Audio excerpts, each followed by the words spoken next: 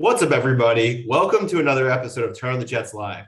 I'm your host, Steven Zitz, finally rejoined by my co-host, Steven Russo. It's great to have him back. And we also have a very special guest, owner of Badlands, founder of Turn on the Jets, Joe Caporoso. Guys, it's good to talk to both of you. How you guys doing? Go ahead, Joe.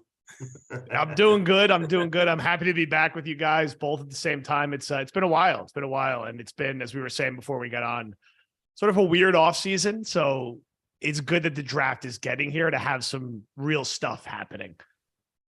Yeah. I totally agree. Russo, but how are you doing, man? We've missed you for so long. I know, man. It's been a while, but it's good to be back in the saddle. I appreciate you guys. Really, TOJ, all the fans out there, all the outreach, kind words. It's been great. Recovery's been good, and here I am, man. I feel good, and I'm ready to get back and talk some Jets. Yeah, and we're glad to have you back. So I know there's nothing really pressing on the Jets end because we're still waiting on this Aaron Rodgers trade, which I feel like we've talked about on Twitter, on Badlands, on every single form of, Jets media that there is ad nauseum for 7 weeks, as Joe was saying before we went live. But I want to talk about the draft because it's such an important component of team building. And the Jets, were pretty terrible at drafting for quite some time, but it seems like Joe Douglas is definitely better than his predecessors. I would say with McCagnon and Idzik, but he still has had his warts. So with this 13th pick, which you'd assume at this point is not going to be included in the Rodgers trade, which has been all indications to the media. Joe, where's your head at right now from that? Like, where do you think the Jets are going to go at 13? Because offensive line seems to be the most logical pick, but I feel like there's a chance of interior defensive lineman if somebody like Jalen Carter falls.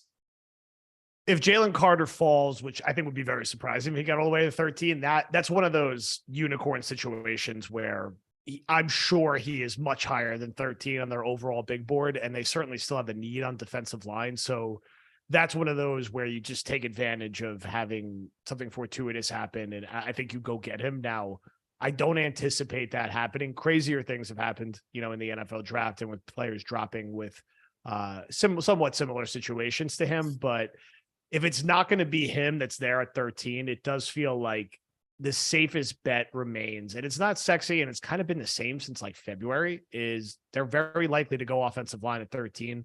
They're very likely to have one of those top three guys on the board at 13 and just take them.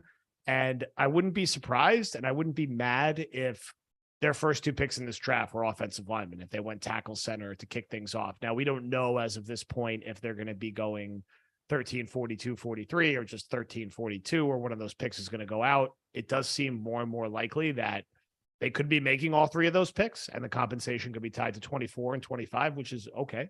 I mean, Jets they have plenty of holes. We're adding three players in the top 43 is a good thing, but I am looking heavily towards offensive line early in the draft. If all those three guys are gone, I think you'd see them try to trade down. Maybe JSN, because they do still have a need at receiver, but it feels like 75 to 85% this ends up being an offensive lineman at number 13. Yeah, I think that's where all the smoke is pointed.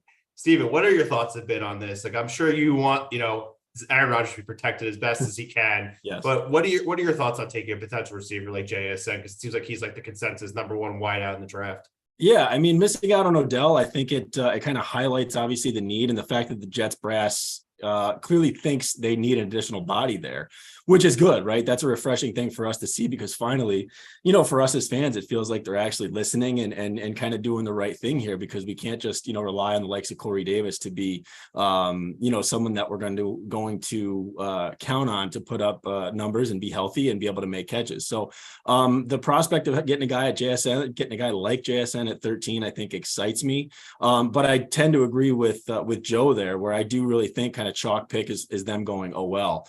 When you kind of think back to last season and how it ended, you listen to guys like Robert Saleh talk, you really understand how much, I don't want to say blame, but really the onus of that kind of 6-game skid, how much of that really fell on the shoulders of what happened to the offensive line down the stretch. It being kind of a makeshift unit, how many injuries there were. So, the prospect of getting a guy like Skoronski there, who I think has some flexibility kind of along the same lines of AVT, I kind of like, because you can be a plug and play.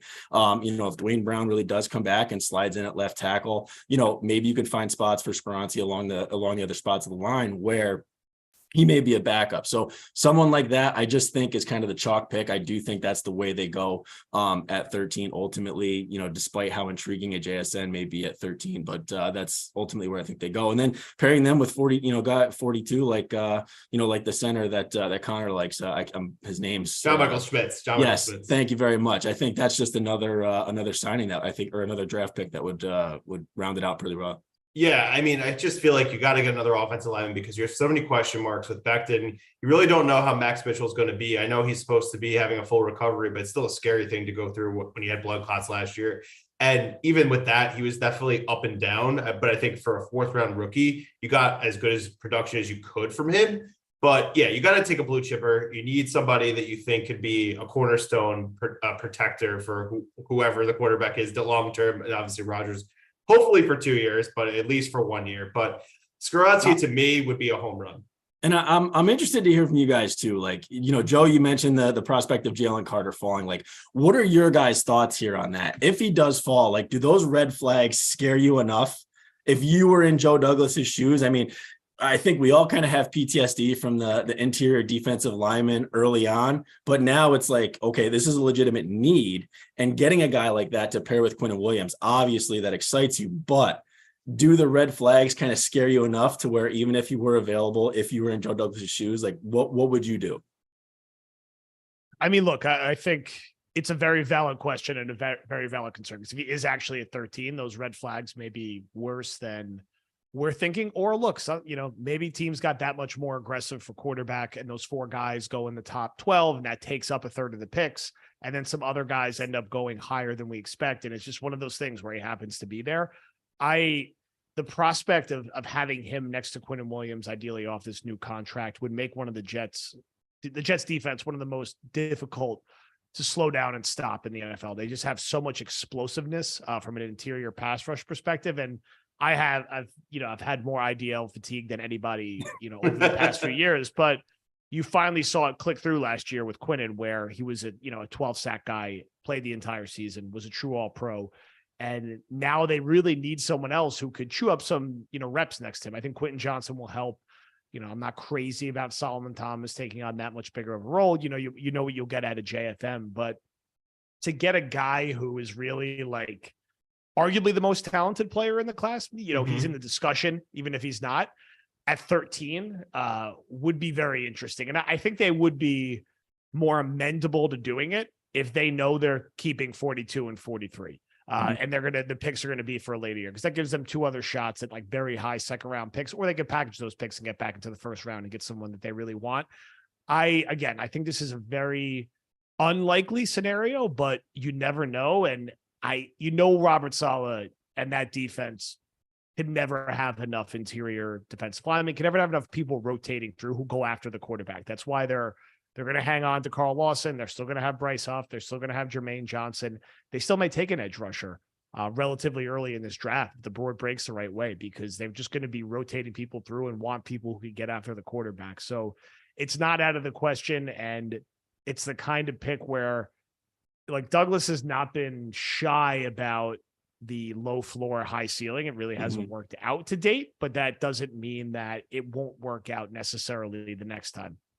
Yeah, and I think with Jalen Carter, I think it's more of character issues. I don't think it's like ability. I think that like you're betting on, just the talent winning out versus anything else. It just seems like he needs to get his head in the right place, because he didn't test well at the combine, and he obviously had some issues off the field. I'm not really well versed on the issues, but I know it's definitely a problem.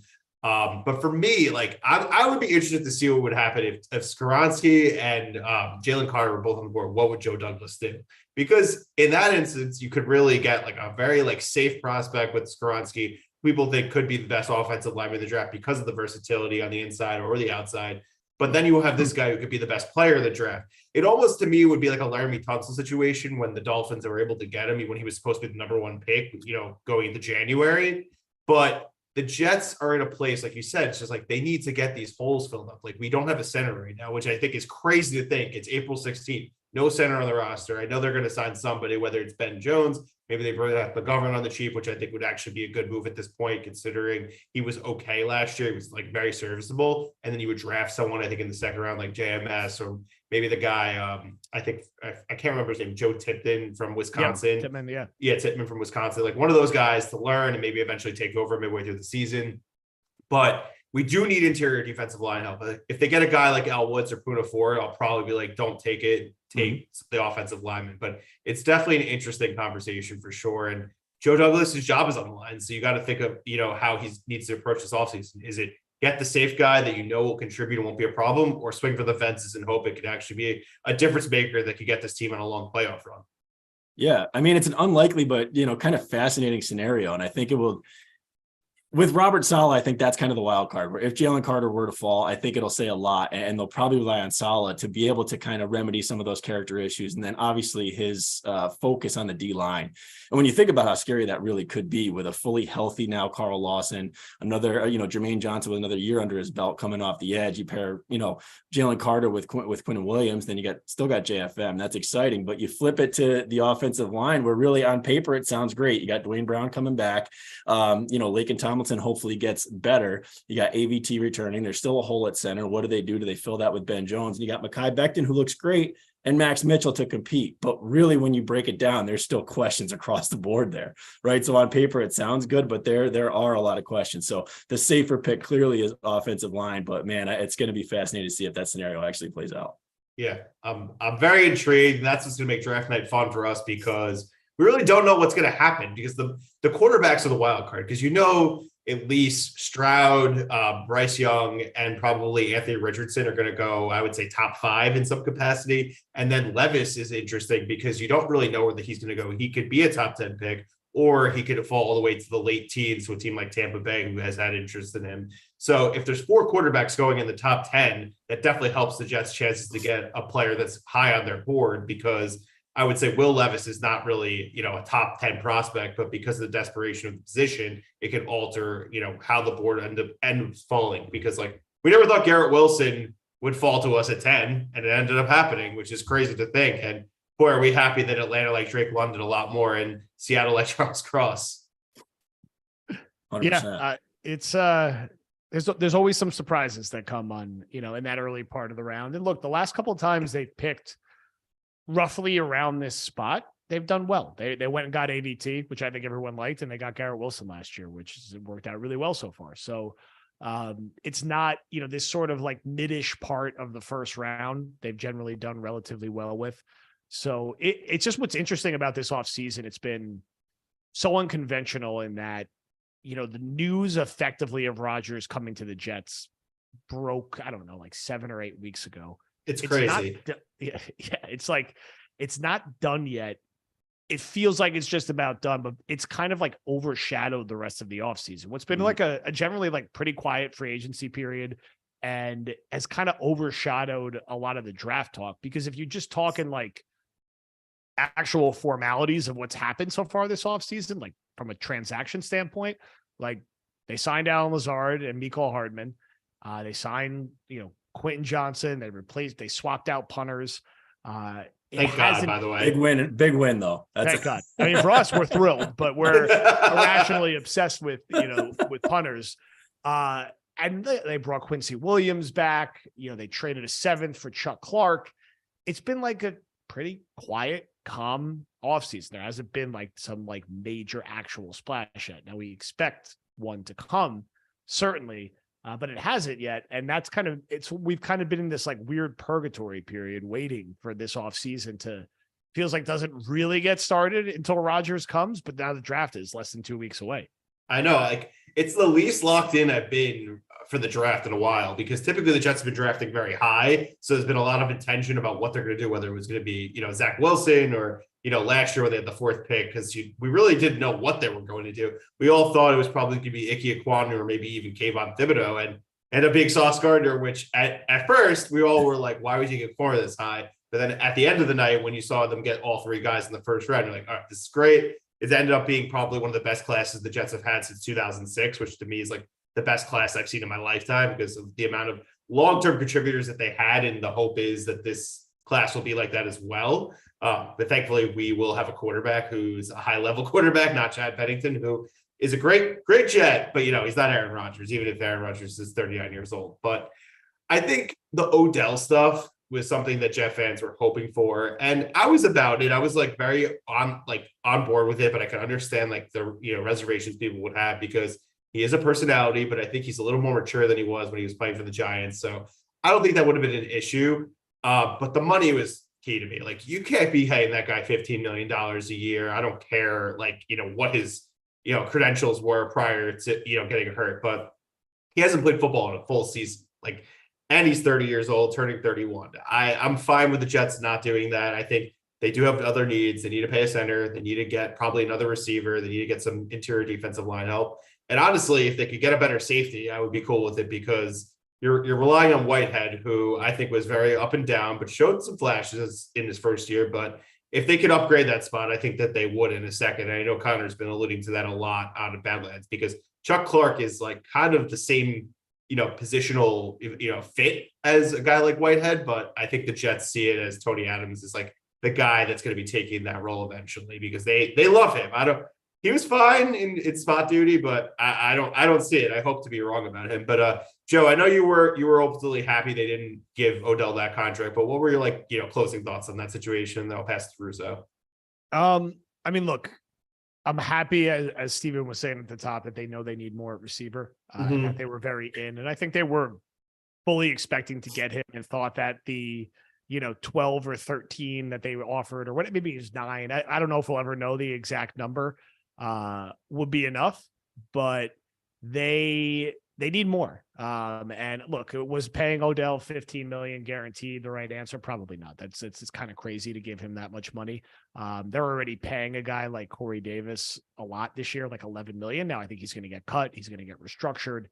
I just don't look at that room as being complete right now. I think you feel a lot better with one more meaningful addition. You don't want to be one injury away from Lazard and Hardman really having to take very prominent roles as pass catchers. It's not like you have an elite tight end. You have a good, okay, well-rounded tight end room, but nobody there is going to step up as a lead pass catcher. And when you look around the rest of the room, it just feels like there's one piece away. One guy who could win outside the numbers, one player who could add some more explosiveness to the group. I do feel like when it's all said and done, Davis will be gone, whether that's part of the Rodgers trade, whether that's he's ultimately cut, whether he's traded in training camp. Mims is not going to take on a big role. Jeff Smith is gone. Not that he was a key part anyway, but they need another addition. And I don't know if it's really going to come from Hopkins. It doesn't sound like they're serious contenders for him. This sounds like there's a lot more complexity in who's going to be interested in him. I think, is there a surprise veteran we're not talking about who ends up becoming available? A guy like Godwin or Evans would be awesome. Does that work from a financial standpoint? Is Tampa shipping one of those guys off? Are one of the Denver receivers really available? Are they available for reasonable enough money? Or are they going to try to slap it together with a day 2 pick if they don't get JSN at 13 and maybe some other cast off veterans who happen to still be available? But they definitely need a little more. I think they know they need a little more. And maybe post Rodgers, they find a way to be more aggressive to get him one more meaningful pass catcher on the outside. I also randomly think, and I've talked about it a lot, that they're going to draft tight end relatively high in this draft. If it's not with one of the round 2 picks, I could see it coming in round 4. I just think it's a deep class of tight end, and I think they're going to look at the group as just weapons and pass catchers, and they're going to be thinking more with a lens to 2024 and 2025. Maybe someone, again, who could come in and make an impact right away in certain situational things. They need another pass catcher, too, is the short of it, and I just don't – Hopkins is the most popular name. I just don't know if it's ultimately going to be him. Yeah. I'm interested on that point because, they took Ruckert last year. They gave Uzama and, Conklin decent money for guys that never really 1,000-yard receivers as tight ends or double-digit touchdown guys. I wouldn't be against it, but it kind of would be pretty telling about what they think of Ruckert because then you're is he just essentially going to be an H-back, fullback? He's not really going to be an every down tight end who can actually run routes. But I know this is a good tight end class, so I wouldn't be upset by it. But At the same time, I'd rather them get a receiver over a tight end. Just like you said, they need probably one more receiver, and I think that room will be in a good spot. One name that I heard, and I don't think it's really realistic, so I'll definitely, say, take this with a grain of salt. A guy like Michael Pittman might be available from Indianapolis. That's a guy that I think if he really was available, that Joe Douglas should kick the tires on that. He's young. He's been a productive receiver. He's been in quarterback purgatory for his entire NFL career. He's the kind of guy, and I wanted us to take him the year we took Mims, but he wasn't there. I guess whatever the Jets picked. That would be a guy that I think would be really interesting, but I just don't know if he's truly available. But I've heard rumblings and stuff in The Athletic that I've read. But I'm curious, Russo, what do you think about a guy like Michael Pittman? And then we'll pass it back to JC. Yeah, I mean, I like the prospect of a guy like Michael Pittman, and I think, it's a big body wide receiver, which is what I was happy with the Lazard signing for, right? Like a 6'5", 230 guy. That's something that this Jets receiving core and honestly offense has kind of lacked overall, really. And honestly, when you look at the whole team, I know Joe, you and Connor talk about it all the time, like just size in general, right? They're a small team, so you can see that they're trying to get bigger. So I like the fact they got Lazard. I think drop issues, like he had some, but at least he consistently plays, he can block, and he's obviously a favorite target and guy really of Aaron Rodgers. So I think that was good. And that's in general, I think that's kind of the tough part about this whole thing and missing out on Odell is you really don't know what the market really is. Joe mentioned it. Are the guys in Denver really available? DeAndre Hopkins is the one guy now that you can kind of turn your attention towards with Odell being gone. So that I can see why Joe Douglas didn't kind of balked at the 15 million for Odell Beckham. But honestly, like if we go into September and the receiving core looks the way that it does right now, I'm going to be the guy saying we should have just paid Odell the 15, because honestly, I'd rather do that. I don't really know, honestly, what the Jets cap situation looks like, but are you really going to be hamstrung by a 4 or 5 extra million to Odell to shore up that second spot, which is honestly the perfect position for Odell, opposite a guy like Garrett Wilson. So my Odell feelings are really contingent upon what happens next, which is, kind of a roundabout way of answering the same way that Joe did, but really that's what you have to see. So I'm glad that they recognize a need there. It really is contingent upon though how they address it moving forward. And I'm not really keen. I mean, we know the Jets history with second round wide receivers. I mean, I'm not really keen on that being kind of the Band-Aid, but depending on how the rest of the offseason shakes out, like that will really kind of, dictate my feelings on how, everything with Odell progressed and ultimately played out. But going back to your point about if Michael Pittman is truly available, yes, that is absolutely a guy that I would kick the tires on and feel comfortable pairing, having a Garrett Wilson 1, Lazard 2A, and Michael Pittman 2B, or however that kind of shakes out.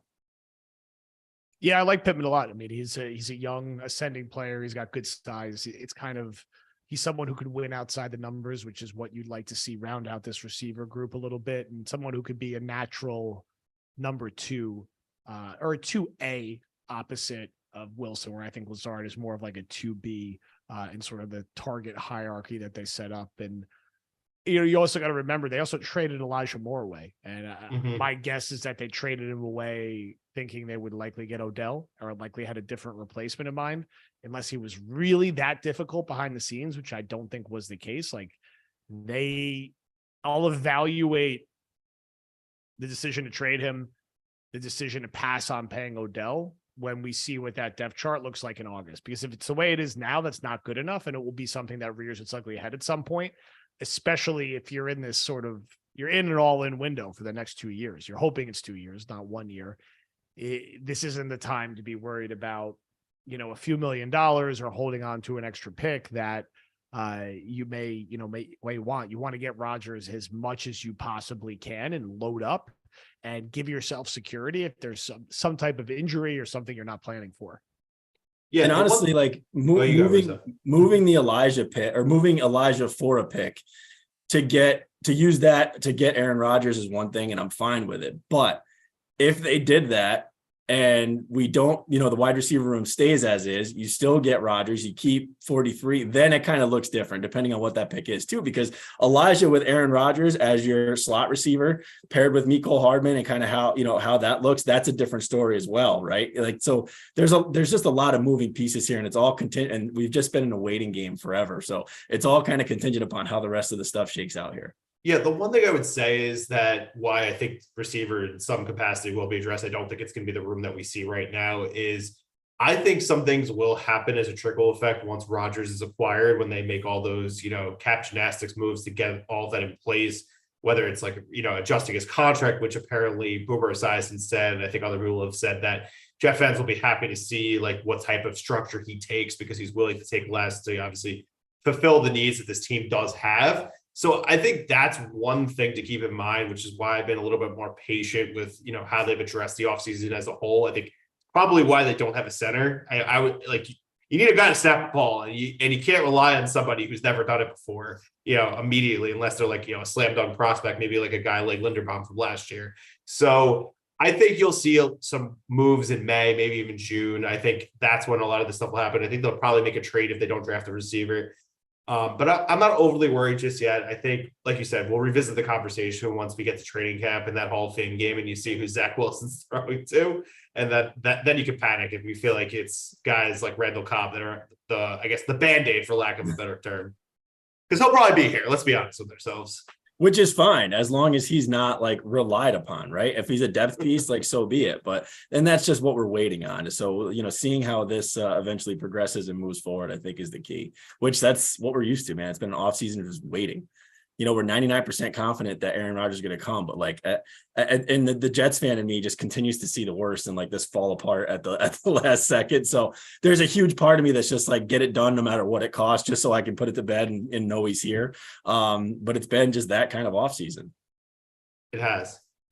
A truly unique one. Only the Jets have a trade done. Right. We wait 8, 7, 8, 9, 10 weeks for it to actually happen. Yes.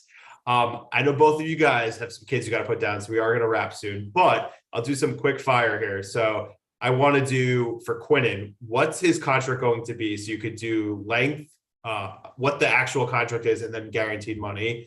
And you can, if you want to do a bonus, when it's going to be, locked in. So that's the first question. Second question, what's the final Rodgers trade package that we end up seeing whenever it does happen?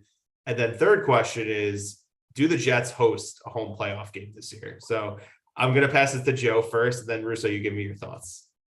I think Quinnen will be 4 for 100, guaranteed slightly higher than Payne, maybe like 2 or 3 million more, just to like be a point of emphasis getting over it. I guess it would happen late May, early June, sometime around then, comfortably before training camp, but after the NFL draft.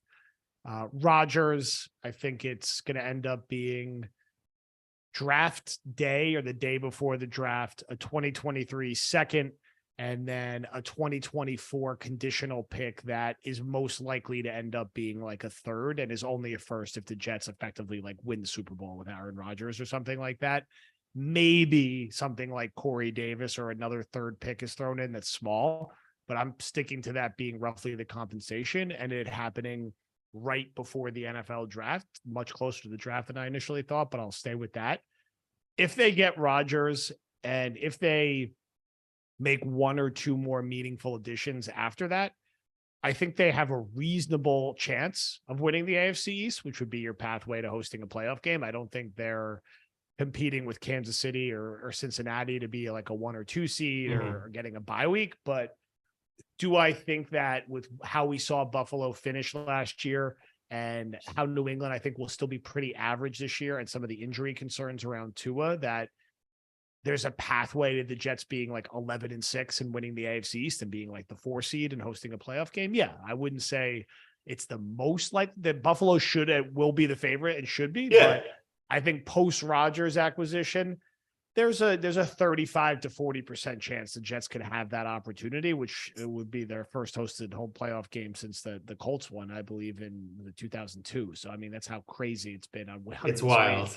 All right, Russo, let's hear your predictions. Yeah, I don't want to be boring, but I think Joe is spot on with Quinnen. I think it's 4 for 100. I'm not particularly like good or well versed with guaranteed money, but I agree with him in that aspect. And I probably think that deal happens relatively soon. I'd say, within the month or within a month. So before like mini camp start and all that, they put this to bed. I think they don't want that to Agreed. be hanging over their heads. The Rodgers deal, ultimately, I'd agree with Joe again. I think it happens like right at or right before draft day. And I ultimately think the compensation is a 2023 second and probably a conditional 2024 second that can move to a first, depending on either Jet success or Rodgers playing time, which I think really is tied at the hip, when you break it down. So probably a 24 second that can move to a first if they make the Super Bowl or if Rodgers comes back for 2024, whatever you may, have it. I'm always I'm feeling good, man. I came out of heart surgery. I'm the Jets forever optimist here. So I will say that I think they're going to host a home playoff game in 23. But I will say that the one thing that I am worried about, honestly, is that defense was incredibly good last year and leaps and bounds ahead of where they were in 21. But they were insanely healthy, and that rarely happens twice in a row. The other thing that concerns me, and Joe, actually, I reached out to you on it on the Saturday AM questions. One thing that really was their Achilles heel in the back end of the season and really contributed to that 6-game skid was they couldn't force any turnovers, and offense has really attacked the middle of the field. And honestly, I can say right now, I don't know if they've done anything to improve that. So as great as Rodgers is, and you can look back on it and say, listen, moderate QB play gets us 3-4+ wins over what they did last year. But how much of that defense kind of regresses to the mean a little bit, and really, I just think the Jets still have some work to do to address some of those things. Other teams attacking the middle of the field and being able to force turnovers, if they can fix some of those things, because honestly, the health thing, clearly that they're going to have some injuries that they didn't have last year because they were very fortunate on the defensive side of the ball in 22. Yeah, that's super fair. But I'll say this, I think the way they call games will be different because they actually know that their quarterback can move the ball and score points. True. So I think that they were calling things a little bit differently, not being as aggressive from a blitz standpoint. So I think that's one thing to keep in mind. But I agree with you about the health stuff. They were very fortunate. And year to year, that's not guaranteed, and you're most likely going to see some sort of regression in some shape or form. You don't want to wish it, but that's the game of football. Listen, we lost Carl Lawson before he ever played a game for the Jets, and that's just the way it goes sometimes. So I think it's fair to say, but I think the reason why I was asking you guys about the home playoff game is because I was watching the Kings game, and we're basically now the Kings. We're the team that everyone's making fun of because we have the longest active playoff drought in the modern, for pro American Us sports. And the Sabres, we're tied now. Yeah, great. But I was just thinking about it. I'm like, I can't imagine what MetLife Stadium's gonna be like, because if this is what the Kings is like, Jet fans are starved because most young Jet fans have never seen a Jet home playoff game. I was 10 years old the last time they hosted a playoff game, so it's been a while. But Joe, were you actually at that game in 2002? I wasn't. I was at the game in 98 against Jacksonville. I was 11. Yes. I didn't get to go. I forget why for 2002, but I went 98 when they beat Jacksonville, which was awesome. Still remember the confetti coming down with the video board showing they were playing Denver next week, a game they should have won. We're winning. Yes. Not to open painful wounds, but no, yeah, it's just been that one in 98. It's kind of crazy that there's only been one other opportunity since then. Yeah. It's been a long time, but so real quick, make sure if you guys are not already subscribed to this feed, go to youtube.com/TorontoJetsTV. Make sure you're subscribed on our Apple or Spotify or even Amazon now that we've recently got our podcast out there. Just search Turn the Jets Live. You'll find it with our logo. And obviously, if you want the best premium Jets content on the internet, make sure you check out the Badlands Patreon. There is a big thing coming. We have the draft guide. Joe, give us a little, details on that real quick on when that's coming out and what to expect. Hitting Monday, should be live before noon, if not a little earlier. And it's been awesome to watch how it's grown year over year. Connor and Dan and Greg and Meigs have done an amazing job with it. And it's basically an absolute must resource if you're like a Jets fan who's a little casual, like following the NFL draft and just wants to very quickly learn and understand who all the best players are in this class, who the Jets could be interested in, all their top traits. The CMS will be set up to be very like easy to navigate and like move around. It's set up like a lot of our other big boards. So if you're War Room, you'll get it first thing this week. If you're Deep Dive, you'll get it late this week. But it's really like a must have as a Jet fan who's following the NFL draft. Obviously, Connor is the best when it comes to draft coverage, and the way Dan has designed it makes it, just a blast to like navigate. So excited to get that live this week. It's definitely one of our like signature things we do every year now at Badlands. Yeah, I can't wait to read it. And like I said earlier in the show, I haven't really been following the draft as much this year, so it'll definitely be my resource as we head into that weekend. We appreciate everybody who supports the show, and we'll talk to you guys soon.